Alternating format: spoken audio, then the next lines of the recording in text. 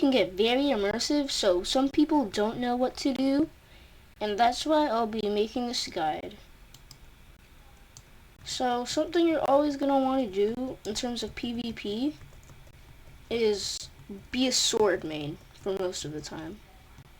Because if you're a sword main, then that means like there's going to be a much higher variety that you can use, and there's more skills as in like more variety of skills, so to speak, that you have access to. So when you're PvPing, I'd recommend using for your fruit Portal, just because it's super fast, you can go invisible, and you can catch players off guard very quickly. And honestly, another reason why I think Portal is a really good option is because the first ability, which is 1 mastery, can break observation hockey. And that, you might be like, oh, well, why don't you just absorb all their dodges? Well, observation hockey can get really annoying, so I recommend breaking their observation hockey before you start PvP. For example, the first 5 hits of the first ability can be dodged, but the last it slams them down on the ground and breaks the observation hockey. Another thing is combos. Combos are complicated but good. Like, once you start a combo, it's like game over for your enemy. Unless they somehow escape your combo, which we'll be talking about more later on. Another thing you should do in PvP is have a really good gun. I prefer Kabucha, but there are other options like Bazaar Rifle and Acidum Rifle that I think are suitable. Another thing is knowing when and when not to PvP. Like knowing who's your level, when you're going to get bounty and whatnot. Like I'm level 1819 and there's a guy up there that's level 1667. So if I kill him, I'll get bounty, which I'm going to show you right now. And I'm going to show you another bounty strategy that's really nice.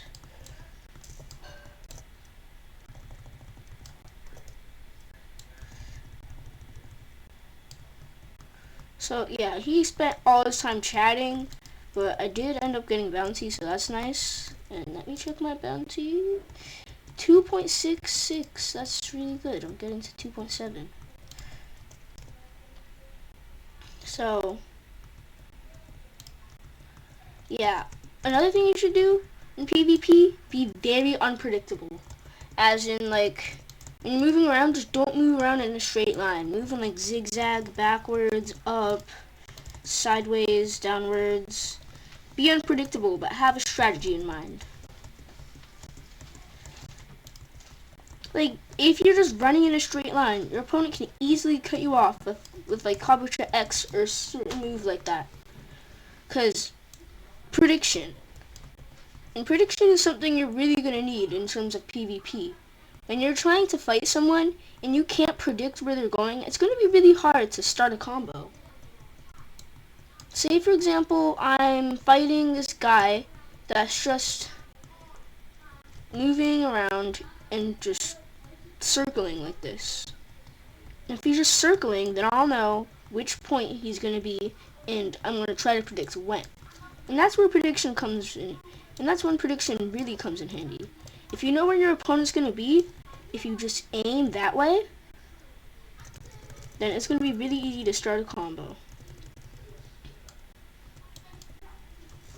Another interesting thing with PvP is the builds you can run. Because right now I'm using my main build, which is Superhuman, Portal, Kabucha, and Gravity Cane. But if you switch it up, then you're going to see how else you can PvP. Like, say I switch to one of my ice builds I like to use. Where it's ice, still Superhuman. Only things I'm really changing is fruit and sword, which is most likely going to be what most players are doing, where they just switch their fruit and sword. I mean, depending on the build, they're going to switch their gun, but, I mean, I don't see that most of the time. So for this build and this combo, what you're going to want to do, you're going to start off with Glacial Epilotch. and then so King Z, then X, then Superhuman Z, then IC, IC, and sometimes you'll miss. It's gonna happen a lot if you're new to PvP. So, I mean, don't be like ashamed if you miss a ton, because I too, a PvP pro, miss a lot. So yeah, IC, Z, X, Z, prediction, C, X, X, and then C. That's the full combo. And you can add stuff on if you have enough time, room, and space. But I honestly think that would be the best combo for this. You can mix and match, but honestly, it won't always work out, because I had to go through a ton of filtering to finally find this combo. And like, don't get me wrong, combos are not easy. Like, seriously. And like, if you mix and match, you'll see like how you play and your play style. And that's what I'm about to talk about. Different players have different play styles. Their play style all depends on what they prefer and don't prefer. As in, I prefer quick, fast-paced kills, while some other players would prefer slow and steady kills while they stay at max HP. I've classified a couple of playstyles, and I'll tell you the pros and cons of each one. First playstyle, aka my playstyle, the rush. Rushers usually are using a very fast fruit like Light, Portal, maybe even Kitsune, but mostly Light and Portal. Another thing with rushers is they usually have to deal with enemies that run away, so they'll be using stuff like I just blanked real quick. What's it called? Oh yeah, Spiky Trident. They'll be using stuff like Spiky Trident and Gravity Cane, and whatever can pull their enemies back in. Another thing about rushers, they hate Obs Hockey, especially Obs Hockey V2. If you have that, then rushers are going to be weird. Weird as in very toxic. So I try to stay away from them if you have Obs Hockey V2, but it's kind of inevitable. Another thing about rushers, they love to break Obs Hockey V2. So if you know that they're using a fruit like Portal or Light or Magma that can break Obs Hockey V2 really fast, then they're most likely a rusher. Next class. Well, not necessarily class, but like, the next one is tank. They're probably using something like Buddha or a fruit that can minimize the damage they take, aka most beast type fruits. So if you see anyone using a beast type fruit, probably know they're gonna either want to escape you if they get low, or pop D4. If you see someone already in a pre-transformed state, I try to stay away from them, because then they could just spam, and dealing with spammers is really annoying. So, and I highly doubt you want to go through the pain of having to deal with the spammer. Like, for example, Buddha spammers. I mean, they're not really the lowest of the low. The lowest of the low is a different spam type, which is also very annoying and popular for some reason. Buddha spammers just spam either sword or melee attacks. It's like, come on, what else can you do with Buddha? I mean, awakened Buddha moves are okay, but like, if you're using unawakened Buddha, then I highly doubt you're going to be wanting to use the Buddha moves. Another thing that's often mistaken for a tank would be T-Rex. T-Rex doesn't really minimize the damage you take, or not as much as I know, because I haven't really dug that deep into T-Rex, so I'm going to have to look more into that if you want. But from what I know at least, T-Rex is a very fast pace, so T-Rex may be classified as a rusher. I'm going to give you a list of all the tanks that I know. Dragon, Kitsune, Mammoth, Buddha, possibly Venom, and Leopard. Leopard's kind of a mix of rushers and tanks, but that's a very interesting point to go into because it gets very complicated very fast. As in, like, it's fast, but it does reduce damage sometimes. So it's gonna be weird.